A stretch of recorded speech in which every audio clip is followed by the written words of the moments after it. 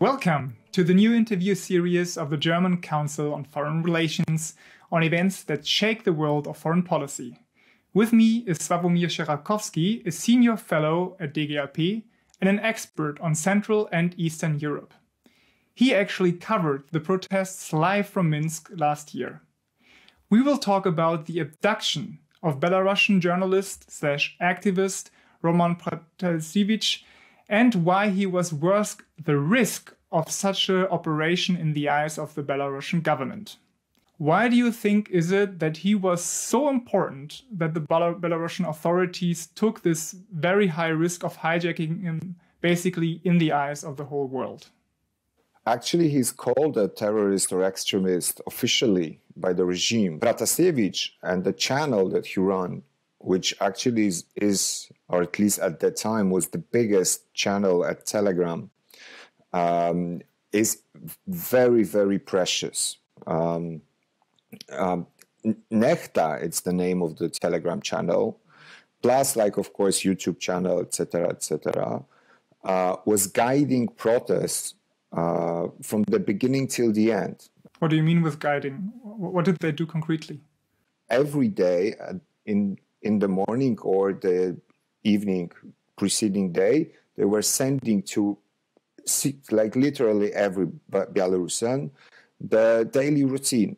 2 p.m. we start together at the main square. Then we're standing, we're shouting, and it was written in a very motivating way.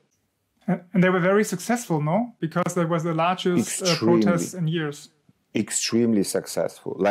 Really, nobody expected from Belarusians. There was no big tradition of protesting or liberal democracy and so on in Belarus. And Nexta played a crucial role because we at the squares were, our internet was just turned off. So we had it was very, very hard, especially in these hardest days when they were shooting to us, when we had to deal with the very aggressive police. We had problems with internet constantly.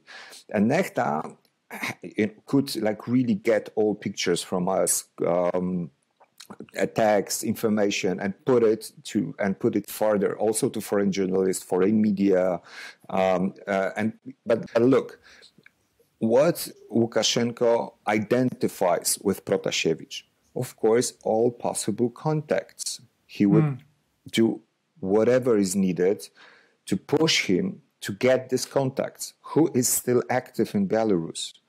Who is dangerous for a regime? Whom we should capture. Of course, activists are smart. So it's not that, they were sending their names or the places where they live to Nexta. And also Nexta not necessarily wanted to know everything. It's much safer for everybody.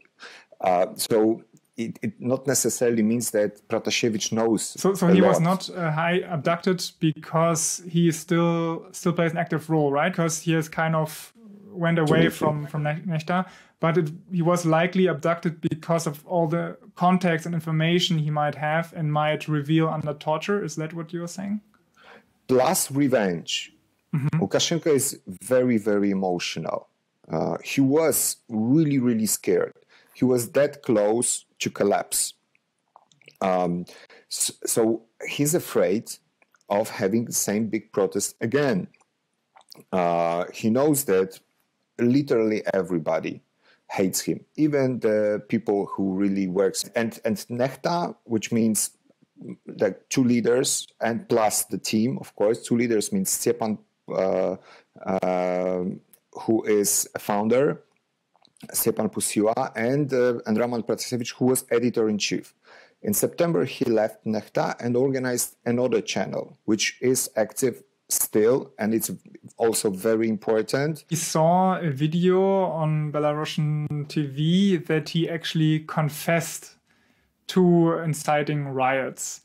And there are rumors that he was tortured beforehand to say these things.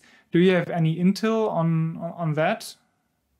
Well, first of all, we shouldn't forget that his girlfriend was captured with him.